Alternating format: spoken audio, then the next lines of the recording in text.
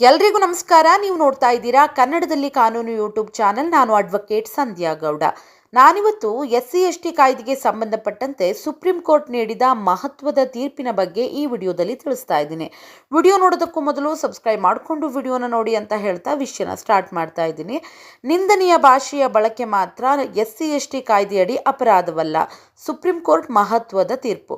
ಹೌದು, ಪರಿಶಿಷ್ಟ ಜಾತಿ ಮತ್ತು ಪರಿಶಿಷ್ಟ ಪಂಗಡಗಳ ಮೇಲೆ ನಡೆಯುವ ದೌರ್ಜನ್ಯ ತಡೆಯುವ ಉದ್ದೇಶದ SC/ST ಕಾಯ್ದೆಯ ದುರುಪಯೋಗವನ್ನು ತಡೆಯುವ ನಿಟ್ಟಿನಲ್ಲಿ ಸುಪ್ರೀಂ ಕೋರ್ಟ್ ಒಂದು ಮಹತ್ವದ ತೀರ್ಪನ್ನು ನೀಡಿದೆ. ಕೇವಲ ನಿಂದನೀಯ ಅಥವಾ ಅವಹೇಳನಕಾರಿ ಭಾಷೆ ಬಳಸಿದ ಮಾತ್ರಕ್ಕೆ SC/ST ಕಾಯ್ದೆಯಡಿ ಅಪರಾಧವನ್ನು ದಾಖಲಿಸಲಾಗುವುದಿಲ್ಲ ಎಂದು ನ್ಯಾಯಾಲಯ ಸ್ಪಷ್ಟಪಡಿಸಿದೆ. ಈ ತೀರ್ಪು ನ್ಯಾಯಮೂರ್ತಿಗಳಾದ JB ಪರ್ದಿವಾಲ್ ಮತ್ತು ಅಲೋಕ್ ಆರಾಧೆ ಅವರನ್ನೊಳಗೊಂಡ ಪೀಠದಿಂದ ಹೊರಬಂದಿದೆ.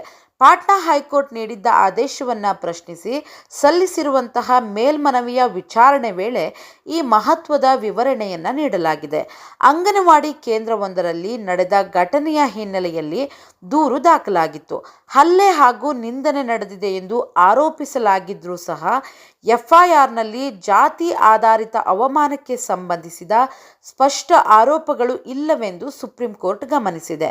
ನ್ಯಾಯಾಲಯದ ಪ್ರಕಾರ SC/ST ಕಾಯ್ದೆಯ ಸೆಕ್ಷನ್ 3 ಸಬ್ಕ್ಲಾಸ್ 1 ಸಬ್ಕ್ಲಾಸ್ 6 ಅಡಿಯಲ್ಲಿ ಅಪರಾಧ ಸಾಬೀತಾಗಬೇಕಾದರೆ 2 ಪ್ರಮುಖ ಷರತ್ತುಗಳು ಕಡ್ಡಾಯ. ದೂರುದಾರರು ಪರಿಶಿಷ್ಟ ಜಾತಿ ಅಥವಾ ಪರಿಶಿಷ್ಟ ಪಂಗಡದ ಸದಸ್ಯರಾಗಿರಬೇಕು. ಅವಮಾನ ಅಥವಾ ನಿಂದನೆ ಕೇವಲ ಆ ವ್ಯಕ್ತಿಯ ಜಾತಿ ಗುರುತಿನ ಕಾರಣದಿಂದಲೇ ನಡೆದಿರಬೇಕು.